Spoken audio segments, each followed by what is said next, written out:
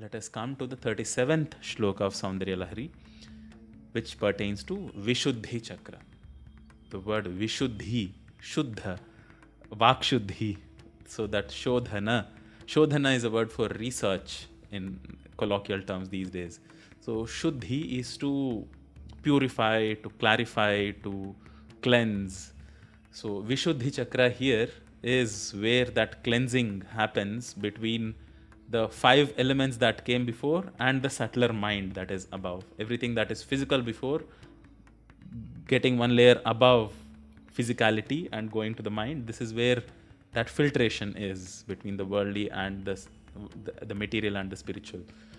And that is there is a lot of symbolism of the blue color there for Vishuddhi, and Shiva stopping poison at his throat and that turning his throat blue, he filtering that poison and not letting it go below. All of that has a lot of symbolism. There is, if we go into the symbolic lore of these chakras, we can stay there for eternity. You also see the 16 letters of corresponding to the 16 petals or 16 channels of energy that branch forth from the throat chakra, which correspond to the 16 vowels of the Sanskrit alphabet from to aha. From a to aha, each of them have that dot added, the nasal sound added when they become bija mantras. So im, like that they go. Anyway, so this is a pictorial representation of the whole function, the energy system, that the landscape of Vishuddhi. The 5-faced Shiva who stays there, his feminine counterpart, the 5-faced Shakti again who stays there, the white color of it, the sound hum that corresponds to it, all of that. We'll come back to this image after we go through the shloka, then it will make much more sense. But before we go there, coming to the prayoga of this shloka, the sadhana that corresponds to this shloka is to be done facing east for a period of 45 days, chanting this shloka, the 37th shloka of Soundarya Lahari, for 1000 times every day. It can be done internally, not necessarily chanted outwards. There are some shortcuts of increasing the count tenfold by following some shortcuts. It's all not necessary now, not that we're not going to embark on this process right now. But the naivedya that is prescribed during this sadhana is Guda Anna. Guda means jaggery and Anna is rice. So there are names for this, again in different states call this by different names, but jaggery rice. And Kadali and Narikela phalas, which are bananas and coconuts. The Siddhi, the benefit, the yield that one can get out of following this shloka is Brahma Rakshasa Badha Vimukti. Brahma Rakshasas are those kinds of demons. We have categorized both angels and demons, the positive influences spiritually and negative influences spiritually, across many different categories. So Brahma Rakshasa is one of those higher strata of spiritual negative influences that can trouble us. But even those, very stubborn negative spiritual influences can be removed through this Vishuddhi Chakra sadhana. And this is the yantra that corresponds to the sadhana of this shloka, which has very profound lyrical meaning, which we are going to enjoy thoroughly in detail now. I'll chant this shloka first. You can follow this along with me. Students of Vakshuddhi, pay extra attention, because you guys have gone through the course already, and by now you should all be masters of pronunciation. And we'll at the end of this session, let us open up the Zoom call, and if you want to, you can try your practice with all these 3 shlokas. We'll go at it in a lot of detail. I'll chant this first continuously in rhythm. Then we'll do it word by word. Then we'll understand the meaning by reorganizing the words of this shloka. We'll look at all the possible interpretations of it. Then I'll chant it one more time. And we'll do this similar thing for all the 3 shlokas. Then we'll open it up for questions. Let's get started.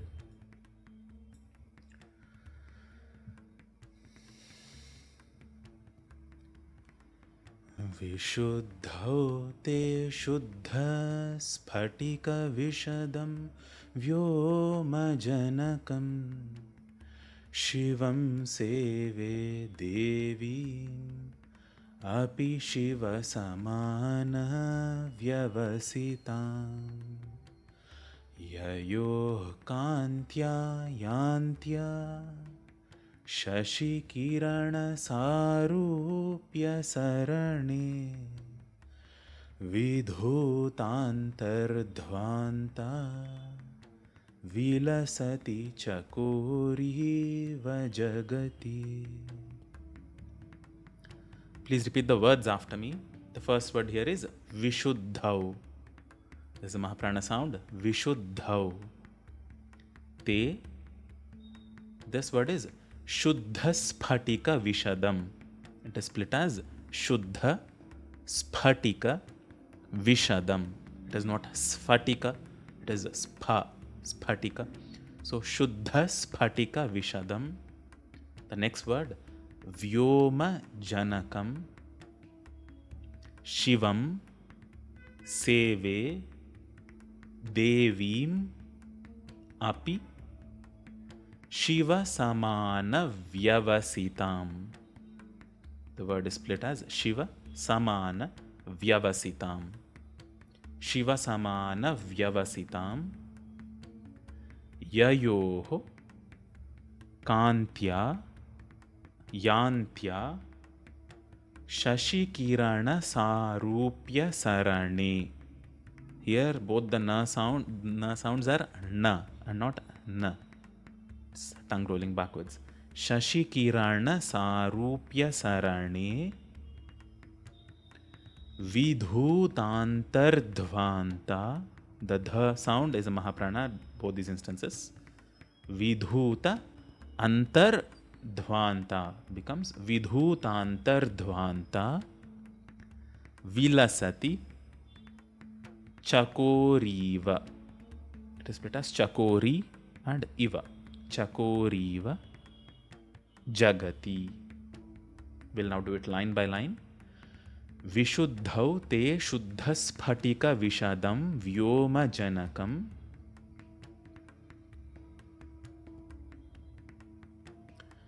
Shivam Seve Devi Mapi Shiva Samana Vyavasitam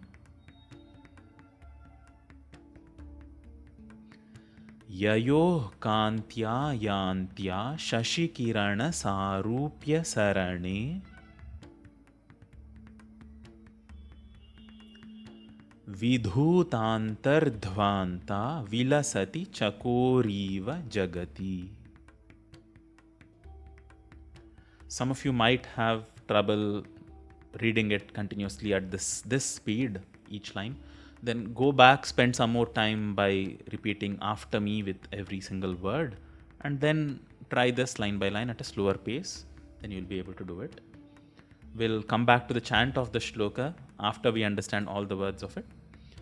But now, to understand the words of this shloka, we will reorganize the words in it into this layer-wise arrangement. Most of you are already aware of what these layers are, how they are arranged, how the words are organized into these layers. We have the main idea that is being conveyed by the shloka at the topmost and the leftmost. All the other words that support and describe the main idea further are arranged one level below it. If there are words in the shloka which are further describing this word, then those are arranged one level below it. But there are none for this one. This is the last layer. This means this description is complete here.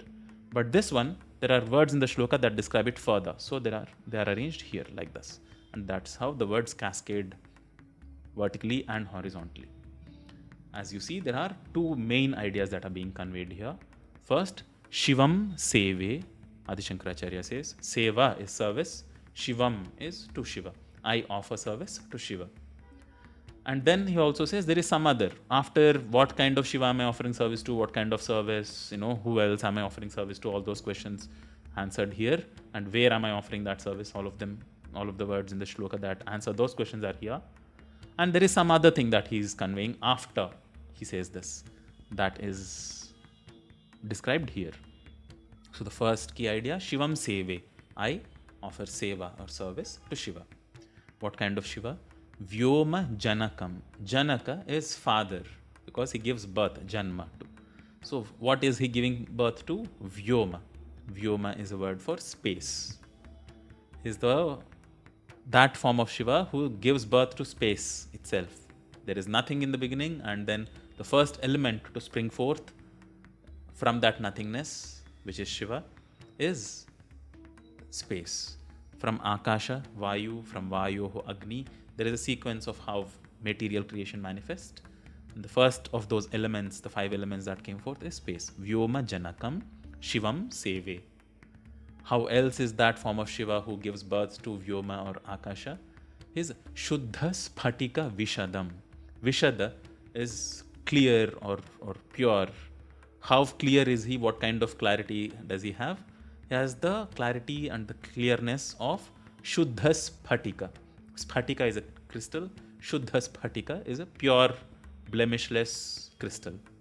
So this form of Shiva, who is as clear as pure crystal, who gives birth to space, that form of Shiva I offer my service to. Who else is there? Who else do I offer my service to? Devim Api. Api means also. Devim Api. And also to Devi. How is that form of Devi there? Shiva Samana Vyavasitam. Samana means equal, comparable.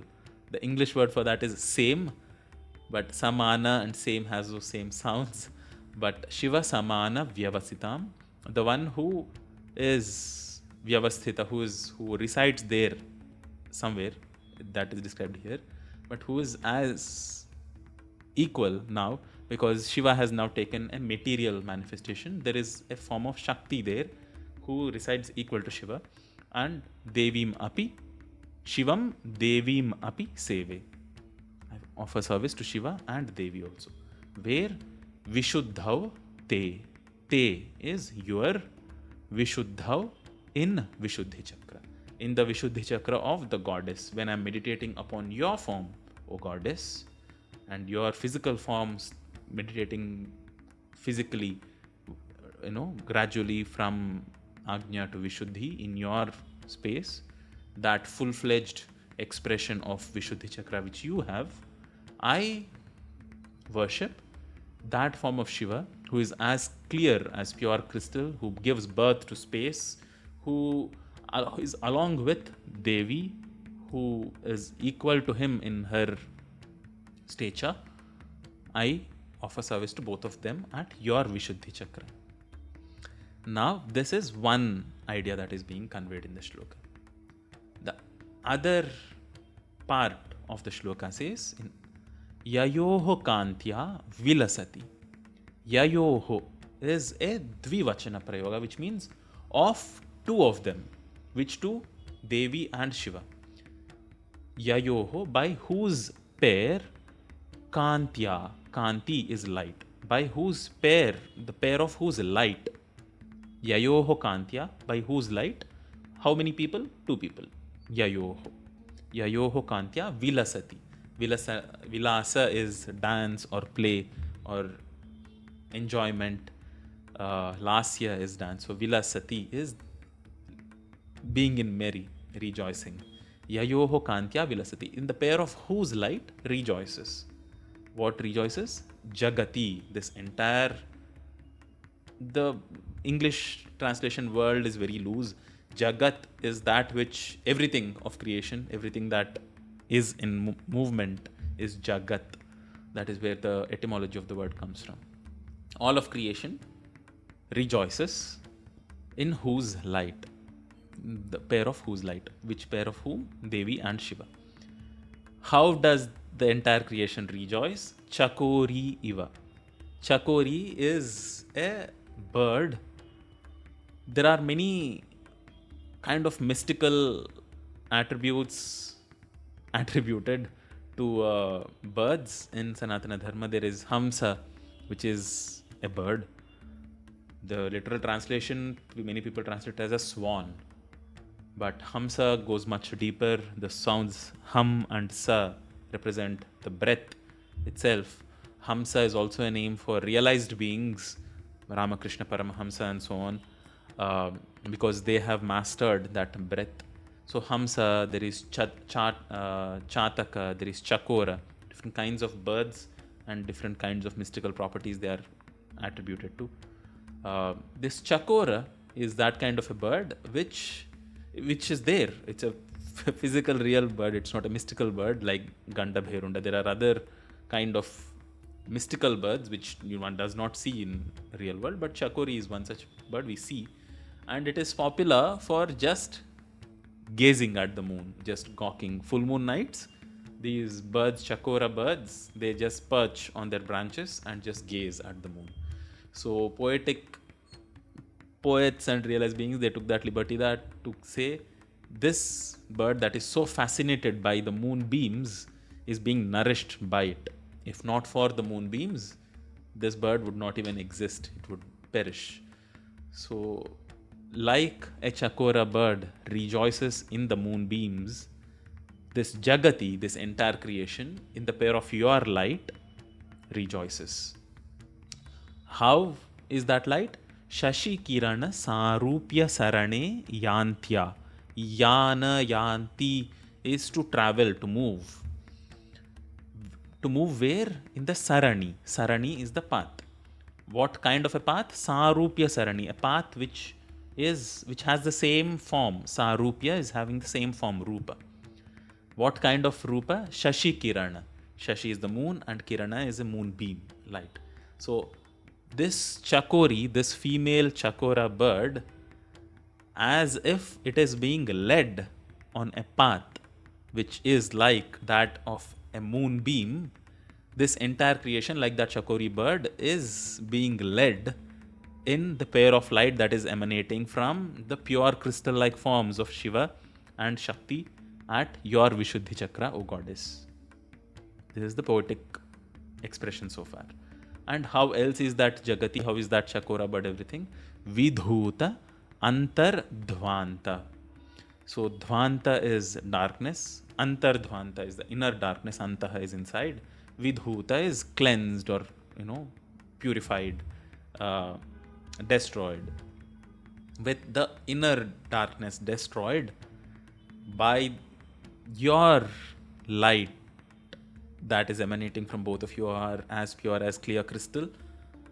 This entire creation, which is like a Chakori bird, being led by moonbeams, is rejoicing, is the second part of this poetic expression. So you see that pure white light, you see all the metaphors of clarity and purity and Vishuddhi, which means to clear, to purify in this expression. I hope this is clear so far. We'll now, all these words, now you know the meanings of. So what we'll do now is chant this shloka one more time. This time, keeping all the words in mind and their meanings in mind.